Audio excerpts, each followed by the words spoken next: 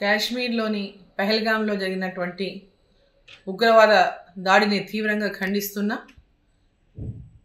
ఈ ఉగ్రవాద దాడిలో చనిపోయినటువంటి కుటుంబాలకు సానుభూతిని తెలియజేస్తూ వారికి తీవ్రమైనటువంటి సంతాపాన్ని ప్రకటిస్తూ ఉన్నా. ఉగ్రవాదులు ఒక పిరికి పంద చర్యగా టూరిస్టుల మీద జరిగినటువంటి కాల్పులని వాళ్ళు ఎంతో ఉల్లాసంగా వేసవి సెలవుల్లో కుటుంబంతో కలిసి వచ్చినటువంటి అమాయకుల పైన ఉగ్రవాదులు చేసినటువంటి దాడి అతి హేయమైనది.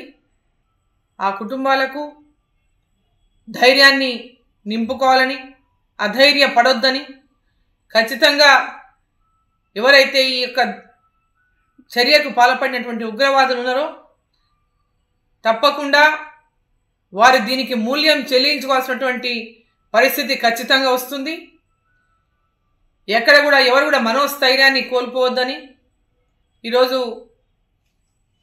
అక్కడ జరిగినటువంటి సంఘటన తీవ్రంగా కలిసివేసిందని చెప్పి తెలియజేస్తూ మరొకసారి వారందరూ కూడా మనోస్థైర్యాన్ని నింపుకోవాలని, ధైర్యంగా ఉండాలని, ఆ కుటుంబాలలో ఎవరైతే వాళ్ళ కుటుంబ సభ్యులను కోల్పోయినరో వారంతా కూడా మనోధైర్యంతో ఉండాలని, ఆ భగవంతుడు వారికి మనోధైర్యాన్ని ఇవ్వాలని చెప్పి ఈ సందర్భంగా నేను కోరుకుంటా ఉన్నాను.